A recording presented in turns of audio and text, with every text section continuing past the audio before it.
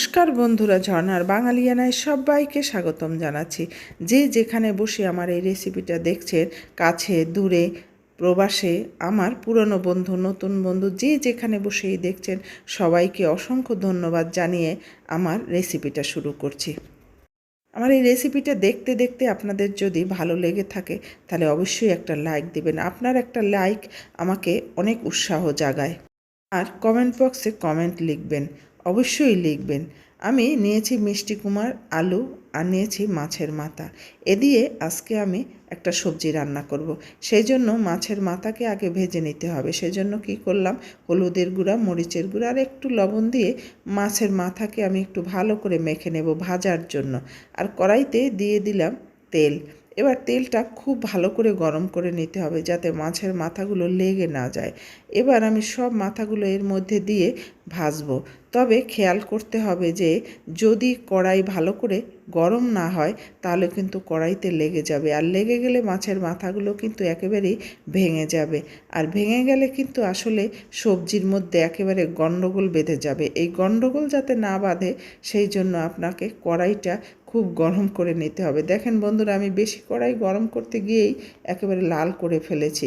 তবে এভাবে লাল করার দরকার নেই, একটু খেয়াল করলেই হয়ে যাবে।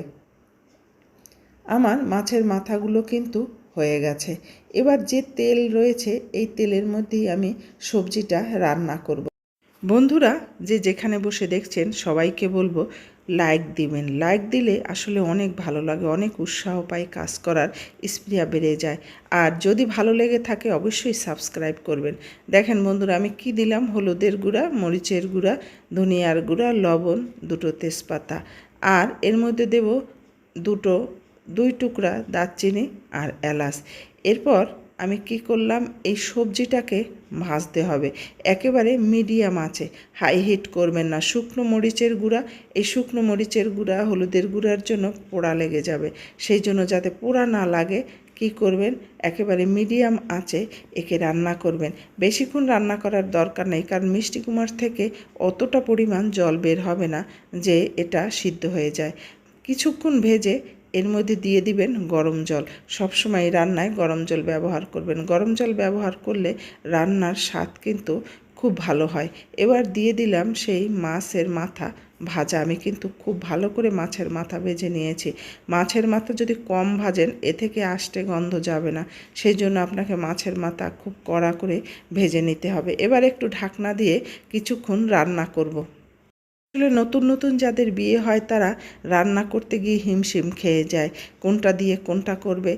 আর আজকালকার যুগে যত সুযোগ সুবিধা সবই আছে হাতের মুঠোতে। আপনি হাতের মুঠোতে সার্চ দিলে সবই পাবেন, যে যেখানে যা ইচ্ছা যা কিছু দেখতে পারেন। আমি বলবো এভাবে নতুন যারা রান্না করছেন তারা যদি একটু দেখে নেন তাহলে কিন্তু খুব ভালো হবে যে কোন তরকারি দিয়ে কিভাবে কোনটা রান্না করে, তাহলে আর শ্বশুরবাড়ি গিয়ে তাদের সমস্যায় পড়তে হয় না। দেখেন বন্ধুরা, আমার সবজিটা কিন্তু পুরোটাই ফুটে উঠেছে। সব কিছু আমি নেড়ে চেড়ে বারবার করে মিশিয়ে দেব। উপরের সবজি নিচে, নিচের সবজি উপরে, এভাবে করে মিশিয়ে দিলে সব সবজি সমানভাবে সিদ্ধ হয়ে যাবে। নতুনদের উদ্দেশ্যে বলছি, যদি আমার এই রেসিপি ভালো লেগে থাকে তাহলে অবশ্যই সাবস্ক্রাইব করবেন। তবে এই সাবস্ক্রাইবের ক্ষেত্রে কিছু নিয়ম কানুন আছে। যারা একেবারে নতুন চলে আসছেন, খুঁজে খুঁজে দেখে দেখে সাথে সাথে সাবস্ক্রাইব করবেন না। কোনো একটা রেসিপি আপনারা দেখবেন তারপর সাবস্ক্রাইব করবেন। যদি রেসিপি না দেখে সাবস্ক্রাইব করে দেন তাহলে কিন্তু সেই সাবস্ক্রাইব থাকবে না। আরও একটা জিনিস খেয়াল করতে হবে, আপনি 24 ঘন্টার আগে যদি কোনো সাবস্ক্রাইব সাবমিট করেন তাহলে কিন্তু সেটাও থাকবে না। তাই খেয়াল করে, অবশ্যই খেয়াল করে এই কাজগুলো করবেন। দেখা গেল আপনি কষ্ট করে রেসিপি দেখে সাবস্ক্রাইব করে নিয়েছেন, কিন্তু সেটা 24 ঘন্টার আগেই থাকলো না আপনার সেই সাবস্ক্রাইব, তাহলে আপনি উপকার করলেন কিন্তু আপনার উপকারটা থাকলো না। আপনি জানতেও পারলেন না আপনি যাকে উপকার করেছেন তার বরঞ্চ অপকারী হয়ে গেল। তাই অবশ্যই খেয়াল করবেন, খেয়াল করে কাজগুলো করবেন। আমার সবজিটা কিন্তু অর্ধেকের বেশি হয়ে গেল। এবার আমি এর মধ্যে ফোড়ন দেব। আর ফোড়ন দেওয়ার জন্য আমি এখানে আর একটা কড়াই নিয়ে নিলাম। সেই কড়াইটায় আমি এবার ফোড়ন দেব। আর যেহেতু আমি রান্নার সময় তেল কম দিয়েছি, তাই এবারে একটু তেল বাড়িয়ে দেব। মিষ্টি কুমড়ার তরকারি একেবারে তেল কম দিলে কিন্তু ভালো লাগবে না, তাই একটু বেশিই দিবেন।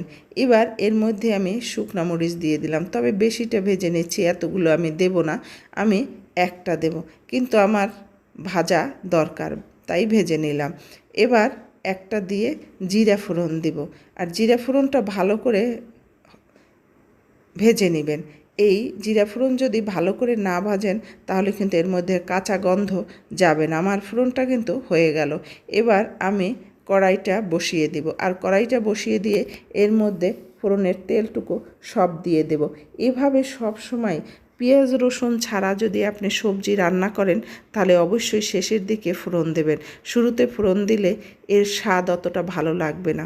এবার এর মধ্যে আমি দিয়ে দেব ভাজা জিরার গুঁড়া। বন্ধুরা, আমার এটা মিস হয়ে গেল, তাই আপনাদের কাছে বলে দিলাম, হাফ চামচ পরিমাণ, চা চামচের হাফ চামচ পরিমাণ ভাজা জিরার গুঁড়া দিবেন, তাহলেই হয়ে গেল। আর যদি কারো হাতে ধনিয়া পাতা থাকে সে দিয়ে দিবেন। আমার হাতে ছিল না তাই দিতে পারি না, কারণ গরমের সিজনে আমাদের এদিকে অতটা বাজারে ধনিয়া পাতা পাওয়া যায় না, আসলে মোটেও পাওয়া যায় না, তাই আমরা কোনো সবজিতেই ধনিয়া পাতা ব্যবহার করতে পারি না।